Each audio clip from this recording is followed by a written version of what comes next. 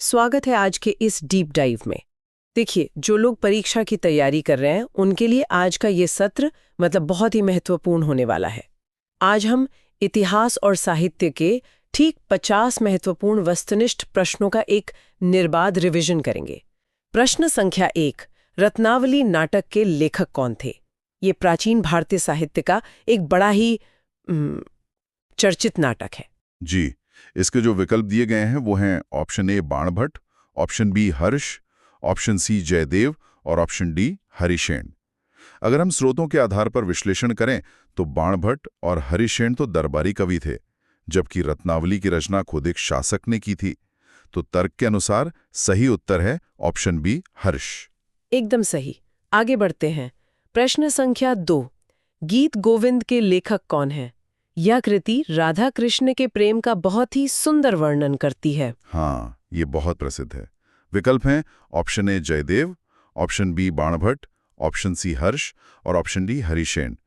अब चूंकि ये विशुद्ध भक्ति और प्रेम काव्य है जो हर्ष या बाणभट्ट की शैली से अलग है, तो सही उत्तर है ऑप्शन ए जयदेव। ठीक है। अब एक पुरातात्विक स्थल की बात करते हैं। प्रश्न संख्या 3, मेहरगढ़ स्थल किस नदी पर स्थित है? प्रारंभिक कृषि के साक्ष्यों में इसका नाम सबसे ऊपर आता है। जी बिल्कुल। इसके विकल्प हैं option A Sindh, option B Helmand, option C Bolan और ऑप्शन डी झेलम। देखिए, मेहरगढ़ का जो क्षेत्र है वो बलूचिस्तान के पास है, जहां मुख्य नदी घाटी बोलन है, सिंध नहीं। इसलिए सही उत्तर है ऑप्शन सी बोलन। सही कहा। अब प्रश्न संख्या 4, संस्कारों की कुल संख्या कितनी है?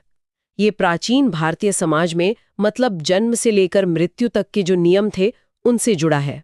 हाँ, मानव जीवन को दिशा देने के लिए। विकल्प हैं option A 12, option B 14, option C 16 और ऑप्शन डी 18। स्रोतों के अनुसार गर्भाधान से लेकर अंतिम संस्कार तक की एक पूरी स्पष्ट श्रृंखला है। तो सही उत्तर है ऑप्शन सी 16। एकदम सटीक। चलिए, प्रश्न संख्या 5, प्रयाग प्रशस्ति का रचनाकार कौन था? ये ऐतिहासिक अभिलेख समुद्रगुप्त की विजयों का गुणगान करता है। बिल्कुल। विकल्प हैं option A Harishena, option B Banabhatta, option C Kalidas और ऑप्शन डी जयदेव। अब चूंकि ये समुद्रगुप्त का समय है और उनके दरबारी कवि का ही काम हो सकता है, तो सही उत्तर है ऑप्शन ए हरिशेन। अच्छा, अब हम जैन धर्म की ओर चलते हैं।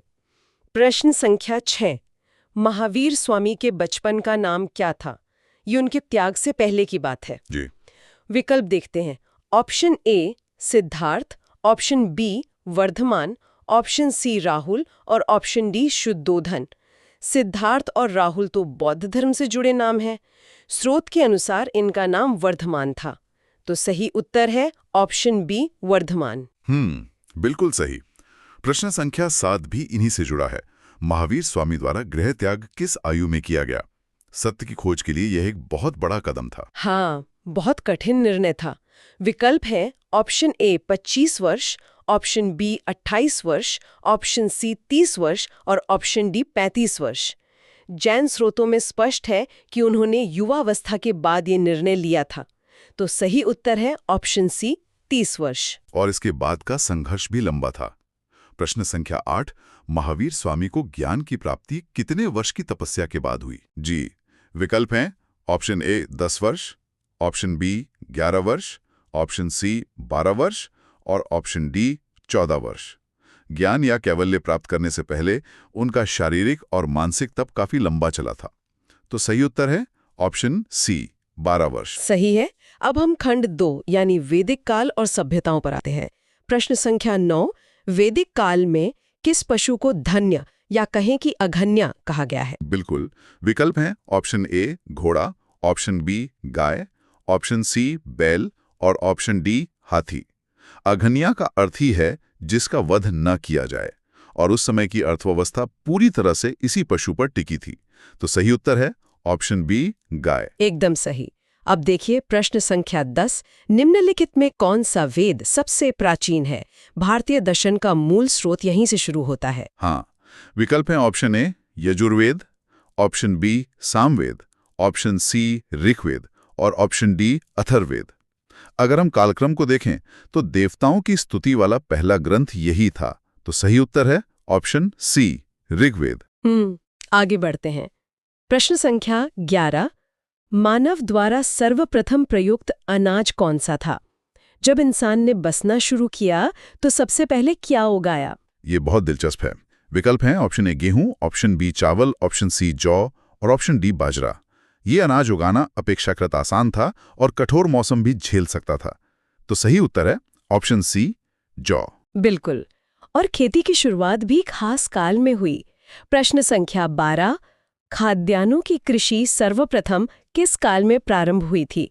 ये तो मानव इतिहास का टर्निंग पॉइंट था। एकदम। विकल्प हैं ऑप्शन ए नवपाषाण काल, ऑप्शन बी मध्यपाषाण काल, ऑप्शन सी पुरापाषाण काल और ऑप्शन डी आद्य ऐतिहासिक काल। इंसान ने शिकारी जीवन छोड़कर इसी काल में बस्तियां बसाईं। तो सही उत्तर है ऑप्शन ए नवपाषाण काल। अच्छा, अब वास्तुकला की बात करते हैं। प्रश्न संख्या 13, खजुराहो के विश्व प्रसिद्ध मंदिरों का निर्माण किसने कराया था? ये मध्य प्रदेश की एक अनूठी धरोहर है। जी, विकल्प हैं ऑप्शन ए चंदेल शासकों ने, ऑप्शन बी चोल शासकों ने, ऑप्शन सी पल्लव शासकों ने और ऑप्शन डी गुप्त शासकों ने। चोल और पल्लव तो दक्षिण भारत के हैं और ये मध्य भारत की बात है। तो सही उत्तर है ऑप्शन ए चंदेल शासकों ने। सही तर्क है। अब सभ्यता की बात। प्रश्न संख्या 14, हड़प्पा की सभ्यता किस नदी की घाटी में विकसित हुई थी? नदियों ने ही तो इन सभ्यताओं को पाला है। बिल्कुल। विकल्प हैं option A Ganga, option B Yamuna, option C Narmada और ऑप्शन डी सिंधु। चूंकि इसका मुख्य क्षेत्र पश्चिमी हिस्सा था जो इसी नदी के किनारे बसा था, तो सही उत्तर है ऑप्शन डी सिंधु। और इनकी तकनीक से जुड़ा है प्रश्न संख्या 15, किस धातु का ज्ञान सिंधु घाटी सभ्यता के निवासियों को नहीं था? ये तथ्य अक्सर लोगों को हैरान करता है। हाँ, विकल्प हैं ऑप्शन ए सोना, ऑप्शन बी तांबा, ऑप्शन सी लोहा और ऑप्शन डी चांदी। देखिए, ये एक कांस्य युगीन सभ्यता थी। उच्च तापमान वाली धातु का ज्ञान इन्हें बाद में वैदिक काल में हुआ। तो सही उत्तर है ऑप्शन सी लोहा। बहुत खूब। अब आते हैं खंड 3 पर। प्रश्न संख्या 16, रामायण के रचयिता कौन है? ये हमारे महाकाव्यों में से सबसे प्रमुख है। जी। विकल्प हैं option A Maharishi Valmiki, option B Vedavyas, option C Tulsidas और ऑप्शन डी कालिदास। हम मूल संस्कृत महाकाव्य की बात कर रहे हैं, ना कि बाद के संस्करणों की। तो सही उत्तर है ऑप्शन ए महर्षि वाल्मीकि। एकदम सटीक। प्रश्न संख्या 17, ऋग्वेद में कुल कितने मंडल हैं? मतलब ये ग्रंथ कितनी पुस्तकों या हिस्सों में बटा है? विकल्प है option A 8, option B 10, option C 12 और ऑप्शन डी 18। इसके विभाजन की संरचना स्रोतों में बहुत स्पष्ट है। तो सही उत्तर है ऑप्शन बी 10। ठीक है। अब एक प्राचीन शहर का नाम। प्रश्न संख्या 18, प्राचीन काल में किसे काशी के नाम से जाना जाता था? यह दुनिया के सबसे पुराने निरंतर बसे हुए शहरों में है। हाँ, विकल्प हैं option A Takshashila, option B Nalanda, option C Varanasi और ऑप्शन डी विक्रमशिला। तक्षशिला और नालंदा तो विश्वविद्यालयों के लिए जाने गए, काशी एक नगर का प्राचीन नाम है। तो सही उत्तर है ऑप्शन सी वाराणसी। चलिए आगे। प्रश्न संख्या 19, ऐहोल अभिलेख किसके द्वारा लिखा गया है? ये चालुक्य राजवंश का मुख्य स्रोत है। जी। विकल्प हैं option A Harishena, option B Dhanuvishnu, option C Rudradaman और ऑप्शन डी रवि कीर्ति। हरिशेन तो समुद्रगुप्त के थे। ये चालुक्य काल के दरबारी कवि की रचना है। तो सही उत्तर है ऑप्शन डी रवि कीर्ति। बिल्कुल। अब शिक्षा का केंद्र। प्रश्न संख्या 20, विक्रमशिला विश्वविद्यालय की स्थापना किसने की? यह एक बहुत बड़ा बौद्ध शिक्षा का केंद्र था। हाँ, विकल्प हैं option A Dharmapala, option B Gopala, option C Devapala और ऑप्शन डी कनिष्क। पाल वंश के सबसे प्रतापी शासकों में से एक ने ही से बनवाया था। तो सही उत्तर है ऑप्शन ए धर्मपाल। सही है। अब धर्म से जुड़ा प्रश्न। प्रश्न संख्या 21, जैन धर्म का संस्थापक किसे माना जाता है ऐतिहासिक प्रभाव के आधार पर? जी। विकल्प हैं option A Mahavir, option B Gautam Buddha, option C Shri Ganesh और ऑप्शन डी ईसा मसीह। अन्य विकल्प तो पूरी तरह से अलग संदर्भों के हैं। तो सही उत्तर है ऑप्शन ए महावीर। और उन्होंने एक नया नियम भी जोड़ा था। प्रश्न संख्या 22, महावीर द्वारा कौन सा व्रत जोड़ा गया था? बिल्कुल। विकल्प हैं ऑप्शन ए अपरिग्रह, ऑप्शन बी अहिंसा, ऑप्शन सी सत्य और ऑप्शन डी ब्रह्मचर्य। पहले के 3 तो पार्श्वनाथ जी के थे, पूर्ण आत्मनियंत्रण के लिए उन्होंने इसे जोड़ा। तो सही उत्तर है ऑप्शन डी ब्रह्मचर्य। अच्छा, अब विज्ञान की बात करते हैं। प्रश्न संख्या 23, आर्यभट्टीय नामक ग्रंथ निम्न में से किन की रचना है? नाम में ही काफी हिंट छुपा है। हाँ, ये काफी आसान है। विकल्प हैं option A Nagabhata, option B Aryabhata, option C Bhaskaracharya और ऑप्शन डी ब्रह्मगुप्त। ये खगोल विज्ञान का उन्नत ग्रंथ है, तो सही उत्तर है ऑप्शन बी आर्यभट्ट। बिल्कुल। और चिकित्सा की शुरुआत कहाँ से हुई? प्रश्न संख्या 24, सर्वप्रथम किस वेद में बीमारियों, चिकित्सा एवं औषधियों का उल्लेख मिलता है? विकल्प है ऑप्शन ए ऋग्वेद में, ऑप्शन बी यजुर्वेद में, ऑप्शन सी सामवेद में और ऑप्शन डी अथर्ववेद में। ऋग्वेद जहां प्रार्थनाएं हैं, वहीं ये वेद व्यावहारिक ज्ञान पर केंद्रित है, तो सही उत्तर है ऑप्शन डी अथर्ववेद में। सही कहा। अब पौराणिक साहित्य पर प्रश्न संख्या 25, पुराणों की कुल संख्या कितनी है? जी, विकल्प हैं option A 12, option B 16, option C 18 और ऑप्शन डी 20। हिंदू धर्म ग्रंथों में महापुराणों की एक निश्चित संख्या बताई गई है, तो सही उत्तर है ऑप्शन सी 18। एकदम सही। और कानून से जुड़ा है प्रश्न संख्या 26, सबसे प्राचीन स्मृति कौन सी है जो उस समय की आचार संहिता को दर्शाती है? बिल्कुल।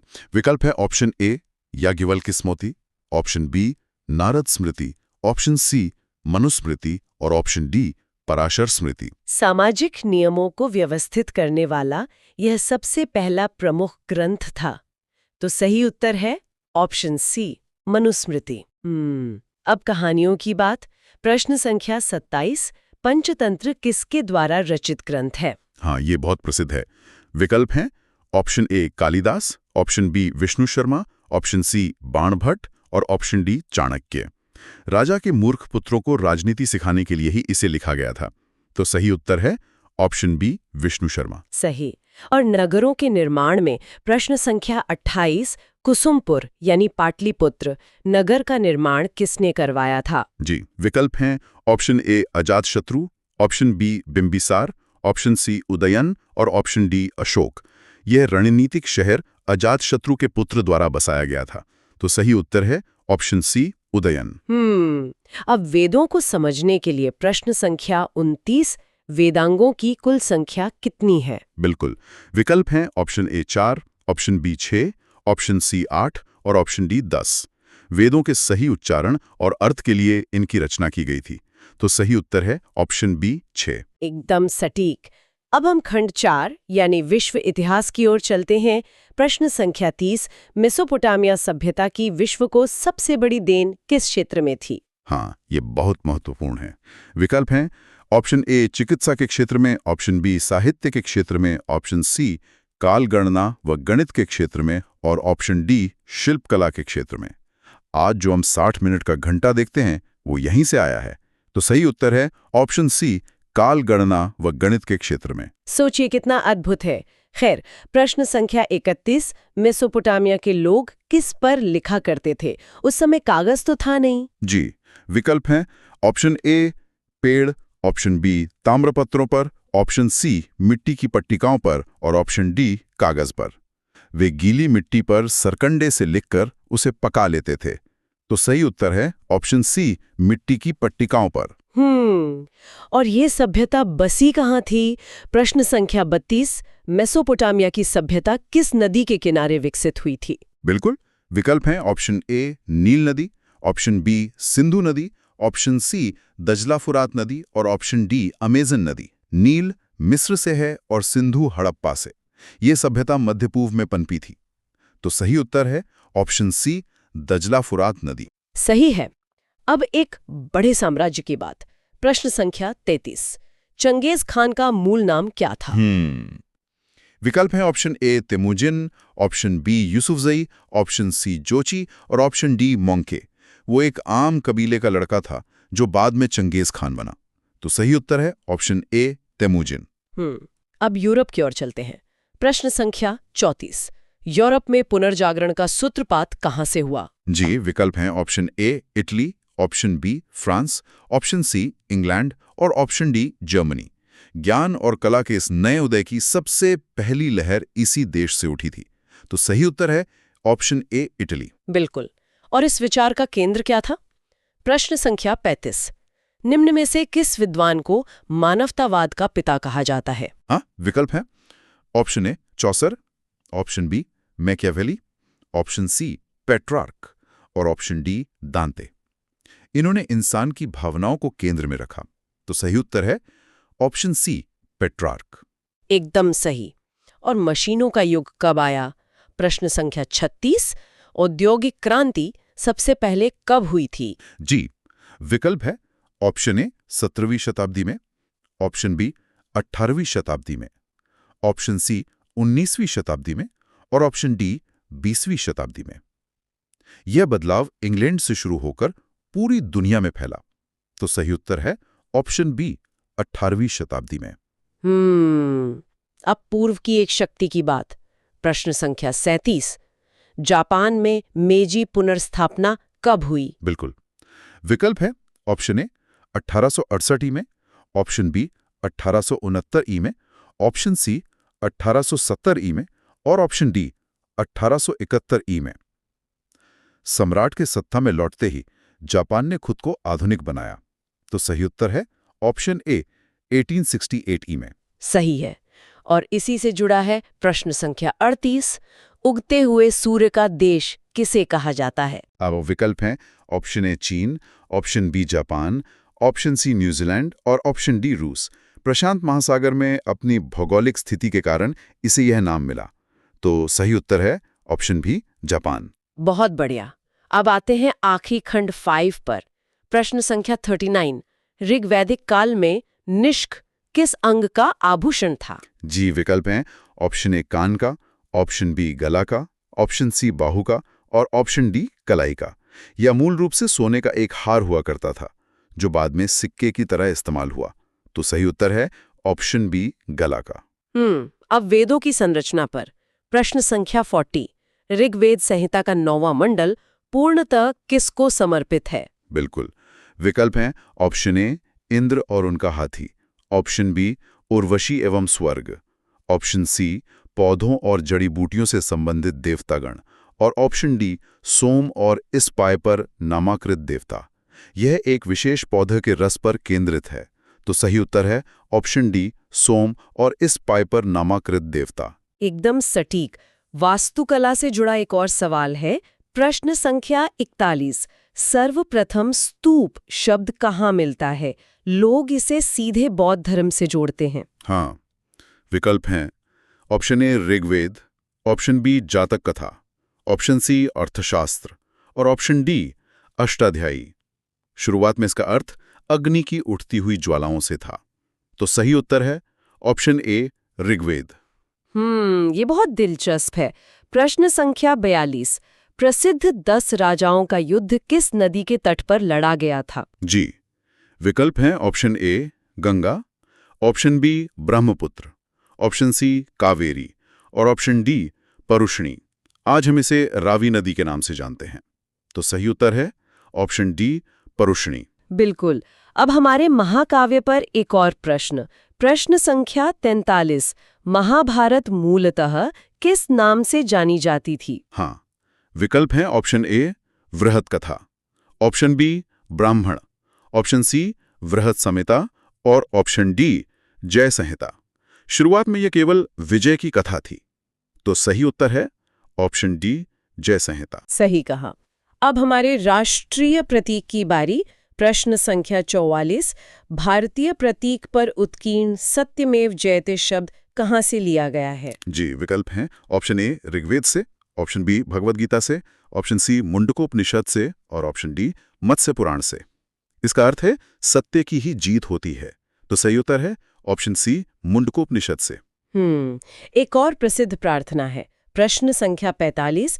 तमसो मां ज्योतिर्गमय कथन मूलतः किसका है? बिल्कुल, विकल्प हैं ऑप्शन ए उपनिषदों का, ऑप्शन बी महाकाव्यों का, ऑप्शन सी पुराणों का और ऑप्शन डी षड्दर्शन का। ये अंधकार से प्रकाश की ओर ले जाने की प्रार्थना है। तो सही उत्तर है ऑप्शन ए उपनिषदों का। एकदम सही। समाज व्यवस्था से जुड़ा प्रश्न है। प्रश्न संख्या 46। गोत्र शब्द का प्रयोग सर्वप्रथम कहाँ हुआ था? हाँ, विकल्प है ऑप्शन ए अथर्ववेद में, ऑप्शन बी ऋग्वेद में, ऑप्शन सी सामवेद में और ऑप्शन डी यजुर्वेद में। शुरुआत में ये वो स्थान था जहां कुल की गायें बांधी जाती थी। तो सही उत्तर है ऑप्शन बी ऋग्वेद में। अब पुरातत्व से जुड़ा एक अहम सवाल। प्रश्न संख्या 47। हड़प्पा का उत्खनन करने वाला प्रथम पुरातत्वविद जो इसके महत्व को नहीं समझ पाया था। जी, विकल्प हैं option A Cunningham, option B sir John Marshall, option C Mortimer Wheeler और option D George F Dales. इन्हें लगा था कि ये कोई सामान्य बौद्ध स्थल है। तो सही उत्तर है ऑप्शन ए कनिंघम। बिल्कुल। अब चिकित्सा विज्ञान पर वापस आते हैं।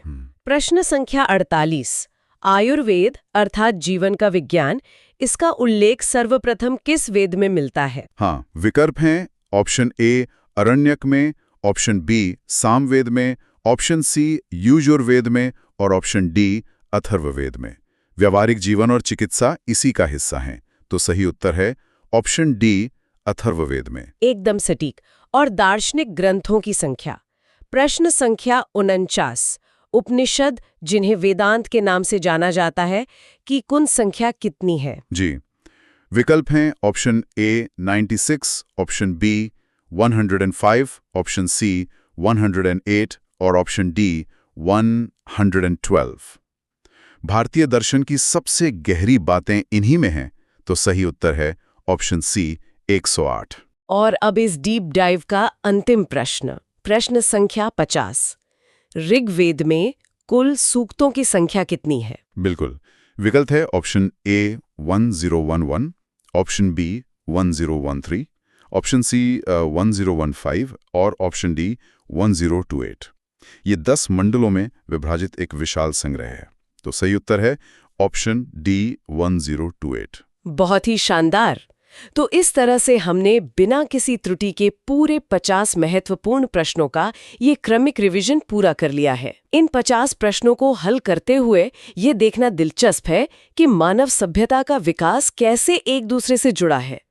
मेहरगढ़ की खेती से लेकर जापान की मेजी पुनर्स्थापना तक इतिहास केवल तारीखें नहीं बल्कि हमारी मानव यात्रा का क्रम है। सोचिए जरा, अगर प्राचीन काल में मेसोपोटामिया में काल गणना और गणित का विकास न हुआ होता तो आज की ये तकनीकी दुनिया कैसी होती? ये वाकई बहुत गहराई से सोचने वाली बात है। इसी विचार के साथ हम आज का ये डीप डाइव यहीं समाप्त करते हैं। सीखते रहिए और आगे बढ़ते रहिए।